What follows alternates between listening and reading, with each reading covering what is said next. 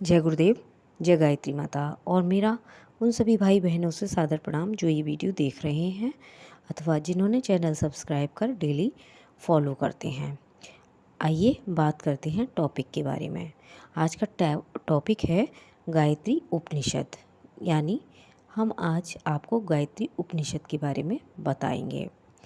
इस टॉपिक को स्टार्ट करने से पहले मैं आपसे एक बात कहना चाहती हूँ।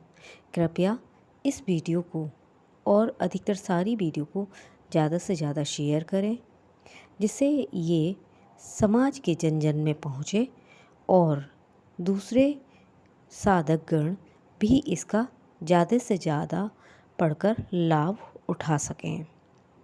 चलिए स्टार्ट करते हैं टॉपिक के लिए। आप मेरी वीडियो पर एंड तक बने रहें।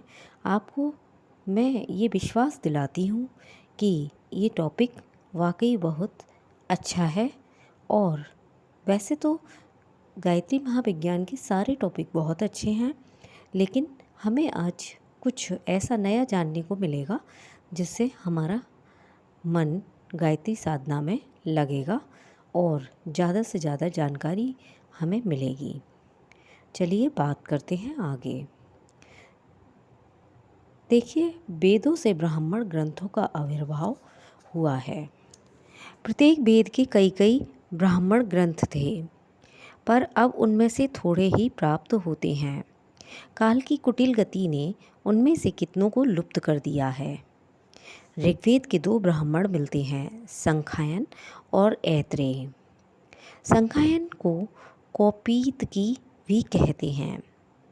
यजुर्वेद के 3 ब्राह्मण प्राप्त हुए हैं, सतपथ ब्राह्मण, काव ब्राह्मण और तैत्तिरीय ब्राह्मण। सामवेद के 11 ब्राह्मण उपलब्ध हैं, आर्षेय ब्राह्मण, जैमिनी ब्राह्मण, संहितोपनिषद ब्राह्मण, मंत्र ब्राह्मण, वंश ब्राह्मण, सामवेदान ब्राह्मण, षड्विश ब्राह्मण, देवत्व ब्राह्मण, तांडेय ब्राह्मण, जैमिनीय ब्राह्मण, जैमिनीय उपनिषद ब्राह्मण। अथर्ववेद केवल मात्र एक ब्राह्मण मिलता है, जिसका नाम है गौपद ब्राह्मण। गौपद की 31 से लेकर 38 तक 8 कंडिकाएँ गायत्री उपनिषद कहलाती हैं। इनमें मैत्रेय और मौद्गल्य के परस्पर विवाद के उपाख्यान द्वारा गायत्री का महत्वपूर्ण रहस्य समझाया गया है। साधारण शब्दार्थ के अनुसार बुद्धि प्रेरणा की प्रार्थना ही गायत्री का तात्पर्य है, परंतु इस उपनिषद में ब्रह्म विद्या एवं पदार्थ विद्या से संबंध रखने वाले कई रहस्यों पर प्रकाश डाला गया है। अथ गायत्री उपनिषद। एतत्स्यम् एतद् विद्वांसमेकादशाक्षं मोदगल्य ग्लावो मैत्रेयो भजायागम्। एकादक्षां मोदगल्यं के समीपग्वाल मैत्रेयाय सा तस्मिन् ब्रह्मचर्यवसतो विजयोवाच की स्वन्मर्या अयं तदों मोदगल्यं धयति यदेस्मिन् ब्रह्मचार्य वस्यतीति। अर्थात मोदगल्य के ब्रह्मचारी को देखकर और उसे सुनकर ग्लाव ने उपहास उड़ाते हुए कहा, मोदगल्य अपने इस ब्रह्मचारी को क्या क्या पढ़ाता है, अर्थात कुछ नहीं पढ़ाता। मतलब उसने उसका मजाक उड़ाया और उपहास किया कि आप इसको क्या पढ़ाते हो। फिर तदिमोदगल्यस्य यान्तेवासी शुश्राव सा आचार्य यावज्राचष्टे। मोदगल्य के ब्रह्मचारी ने इस बात को सुनकर अपने आचार्य के पास जाकर कहा, दुर्धियानं वायं भवन्तमावोचध्यो अयि मध्य विदिति भर्वती। जो आज अतिथि आए हुए हैं वो आपको उन्होंने मूर्ख कहा है। कि सौम्यम विद्वानिति, क्या वह विद्वान है। मोदगल्य ने पूछा। श्री वेदानामृते भो इति। हाँ, वे तीनों वेदों के प्रवचन करता है, शिष्य ने कहा। तस्य सौम्ययो विस्पष्टो विजिगीषोऽन्तर्गवासी त्वमेहवती। हे सौम्य, उनका जो विद्वान, सूक्ष्मदर्शी तथा विजय चाहने वाला शिष्य हो, तुम उसे मेरे पास ले आओ। तमाजुहाव तम्भ्युवाच सद्विति वो इति। तब वह उसे बुला लाया और बोला, ये वे हैं कि सौम्यताचार्य धे इति। मोदगल्य ने उससे पूछा, हे सौम्य, तुम्हारे आचार्य क्या पढ़ाते हैं? तीन वेदान वृते वो इति। उसने उत्तर दिया, वे तीनों वेदों का प्रवचन करते हैं। यन्न खलु सौम्यास्माभिः सर्वे वेदा मुखतो गृहीता कथन्तैवमाचार्यो भाष्यते कथनो सा चेन्त सौम्या दुरीध्यायानो भविष्यति आचार्यवाच ब्रह्मचारी ब्रह्मचारिणे सावित्री प्राह इति वक्ष्यति। अर्थात, हे सौम्य, यदि वे ये जानते होंगे तो कहेंगे कि आचार्य अपने ब्रह्मचारी को जिसका उपदेश देते हैं वह सावित्री है, अर्थात जो गायत्री का शब्दार्थ स्थूल अर्थ है उसे ही बता देंगे। त्वं ब्रुवात धुर्यायानं तम्बे भवान् मोदगल्यामवोचत् स त्वां या प्रश्नमाप्स्यनमं त्ववीचं पुरा सप्तवसरादर्थे माक्रकर्षीति। तब तुम कहना कि आपने तो आचार्य मोदगल्य को बतलाया था, वे आपसे जो प्रश्न पूछते हैं उसे आप नहीं बतला सके तो 1 वर्ष के भीतर ही आपको कुछ कष्ट होगा। शिष्टाशिष्टेभ्य एम्भासेरना याहोन् महाप्रश्नं पृच्छामि नाता विवक्ष्यन्ति हनेहन्नामध्ययेति। हे स्वयं, हमने भी सब वेदों का अध्ययन किया है, फिर तुम्हारे आचार्य हम मुझे मूर्ख क्यों कहते हैं? क्या शिष्टों के लिए ऐसा कहना ठीक है? हम उनसे जो प्रश्न पूछेंगे वे उसे न बतला सकेंगे, वे उसे पढ़ाते भी ना होंगे। साहे मोदगल्यम स्वान्मेता निवोचाम परे ही सौम्यम ग्लाव मैत्रेयमुदपासीत अधिः भो सावित्री गायत्री चतुर्विंशति योनि द्वादश मिथुनाम अस्य भगवानश्चम शौर्याशां सर्वमिदं श्रितं तां भवान् अब्रवीतवीति। तब उन मोदगल्य ने अपने ब्रह्मचारी से कहा, सौम्य, तुम जाओ, ग्लाव मैत्रेय के समक्ष उपस्थित होकर कहो कि 12 मिथुन तथा 24 योनि वाली भृगु और अंगिरका जिसके नेत्र हैं तथा जिसके आश्रित ये सब हैं, उस सावित्री गायत्री को हमें पढ़ाइए। इस कंडिका में मोदगल्य ने मैत्रेय से गायत्री का रहस्य पूछवाया है। साधारण अर्थ तो सभी जानते हैं कि इस मंत्र में परमात्मा से ये प्रार्थना की गई है कि हमें सद्बुद्धि की प्रेरणा दीजिए। ऐसे मंत्र तो श्रुति स्मृतियों में अनेकों भरे पड़े हैं जिसमें इस प्रकार की या इससे भी उत्तम रीति से बुद्धि विवेक आदि के लिए प्रार्थनाएं की गई हैं। फिर गायत्री में ही ऐसी क्या विशेषता है जिसके कारण उसे वेद माता कहा गया और समस्त श्रुति क्षेत्र में इतना महत्व दिया गया? इसका कोई न कोई बड़ा कारण अवश्य होगा। मोदगल्य ने इसी रहस्य एवं कारण को मैत्रेय से पूछवाया। सात्राजगाम यत्रेतरो बभूव तं हा पृच्छसा हना प्रतिपदे। मोदगल्य का शिष्य मैत्रेय के पास आया, उसने उससे पूछा किंतु वे उसका उत्तर न दे पाए। तम हेवाचम दुर्धियानम तावे भवान मोदगल्यवो चत्सात्वां प्रश्नप्रक्षानं तं व्यवोवाच पुरा सत्वत्सरा तृतीयं कुर्ष्यासिति। उसने कहा, आपने मौद्गल्य को मूर्ख कहा था। उन्होंने जो आपसे पूछा आप उसे नहीं बतला सके, इसलिए 1 वर्ष में आपको कष्ट होगा।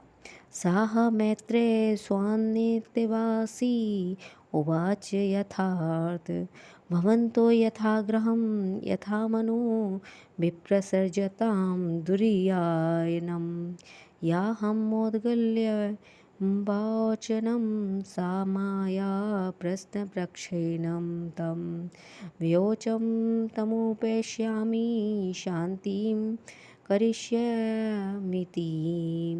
तब मैत्रेय ने अपने शिष्यों से कहा, अब आप लोग अपनी अपनी इच्छा अनुसार अपने अपने घरों को लौट जाइए। मैंने मौद्गल्य को मूर्ख कहा था, पर उन्होंने जो कुछ पूछा है मैं उसे नहीं बतला सका हूँ। मैं उनसे पास जाऊँगा और उन्हें शांत करूँगा। साह मैत्रेय प्रातः सम्मित पाणी मौद्गल्यो पसमाद ससोसा अहम भो मैत्रेयी इति। दूसरे दिन प्रातःकाल हाथ में समिधा लेकर मैत्रेय मौद्गल्य ऋषि के पास आए और कहा, मैं मैत्रेय आपकी सेवा में आया हूँ। किम थ्रमिति, किस लिए, उन्होंने पूछा। दुर्धियाना बाह्यं भवन्तमोचं त्वं मा या प्रश्नं प्राक्षिणं तं व्योवोचं त्वां पेष्यामि शांतिं करिष्यामीति। मैत्रेय ने कहा, मैंने आपको मूर्ख कहा था। आपने जो पूछा मैं उसे न बता सका। अब मैं आपकी सेवा में उपस्थित होऊंगा और आपको शांत करूंगा। सा होवाच अत्र वा उपेतं च सर्वचाकृत पापकेन त्वां यानेन चरन्तमाहु यथोहं मम कल्याणस्त ते ददामि तेन याहीति। मौद्गल्य ने कहा, आप यहाँ आए हैं, लेकिन लोग कहते हैं कि आप यहाँ शुद्ध भावना से नहीं आए। या तो भी मैं तुम्हें कल्याणकारी भाव देता हूँ, तुम इसे लेकर लौट जाओ। सा होवाच एतदेवातिदृशा चानुष्याया यथा भावनाः उपायामित्यात् भवन्तमीति। मैत्रेय ने कहा, आपका कहना अभयकारी एवं सदैव है। आपकी सेवा में समित पाणी होकर उपस्थित होता हूँ। तम हो पेयाय, अब वे विधिपूर्वक उनकी सेवा में उपस्थित हुए। तम हो पैत्य प्रपच्छ, अब उपस्थित होकर पूछा, किम स्वादेहुर्भर्गो सप्तवतुर्वरेण्यं भर्गो देवस्य कवये किमाहु धियो वीक्ष्यं यतीतां प्रवेद्या प्रचोदयात् सतविता याभिरेतीति। नंबर 1, सविता का वर्णन किसे कहते हैं। नंबर 2, उस देव का भर्ग क्या है। नंबर 3, यदि आप जानते हो तो धी संयक तत्वों को कहिए जिनके द्वारा सबको प्रेरणा देता हुआ सविता विचरण करता है। तस्मा एतत् प्रोवाच, उन्होंने उत्तर दिया, वेद छंदासी सवितुर्वरेण्यं भर्गो देवस्य कवन्यो हनमाहु कर्माणि ध्येयस्तदु वेव्रीवीमि प्रचोदयात् सत्य सविता याभिरेतीति। नंबर 1, वेद और छंद सविता का वर्ण्यम है। विद्वान पुरुष अन्न को ही वेद का भर्ग मानते हैं। कर्म ही वह धी तत्व है जिसके द्वारा सबको प्रेरणा देता हुआ सविता विचरण करता है।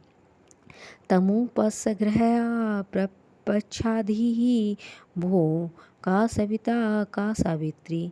ये सुनकर उसने पूछा, सविता क्या है और सावित्री क्या है। मौद्गल्य के अभिप्राय को मैत्रेय भली प्रकार समझ गए। उन्होंने सच्चाई के साथ विचार किया तो जाना कि मैं गायत्री के उस रहस्य को नहीं जानता जिसके कारण उसे इतना महत्व प्राप्त है। उन्होंने सोचा, यह कारण न मालूम हो तो उसके बाह्य प्रतीकों को जान लेना मात्र से कुछ लाभ नहीं हो सकता। इसलिए वेदों का प्रवचन करने से तब क्या लाभ, जब तक कि उसका मूल कारण ना मालूम हो। ये सोचकर उनने निश्चय किया कि पहले मैं गायत्री का रहस्य समझूंगा, तब अन्य कार्य करूंगा। उन्होंने अपने विद्यार्थियों की छुट्टी कर दी और स्वयं नम्र बनकर सानिध्य समिधा हाथ में लेकर शिष्य भाव से मौदगल्य के पास पहुँचे। विद्या प्राप्त करने की विशेष रूप से अध्यात्म विद्या की यही परिपाटी है कि शिक्षार्थी अपने अध्यापक के पास नम्र होकर उनके प्रति श्रद्धा भाव मन में धारण करके पढ़ने जाए। इस आर्ष प्रणाली को छोड़कर आज के उच्छृंखल स्टूडेंट जिन उजड भावनाओं के साथ शिक्षा प्राप्त करते हैं, वह शिक्षा गुरु का आशीर्वाद न होने से निष्फल ही जा रही है। मैत्रेय ने पूछा, गायत्री के प्रथम पद में आए हुए शब्दों का रहस्य बताइए। नंबर 1, सविता का वर्ण्यम क्या है? अर्थात उस तेजस्वी परमात्मा को किससे वर्ण्यम किया जाता है? ईश्वर किस उपाय से प्राप्त होता है? नंबर 2, उस देव का भर्ग क्या है?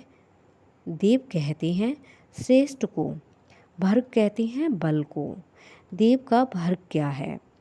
नंबर 3, जिसके द्वारा परमात्मा सबको प्रेरणा देता है, अर्थात ये माध्यम क्या है जिसके द्वारा ईश्वर की कृपा होती है? इन तीनों तत्वों को मैत्रेय ने मौदगल्य से पूछा।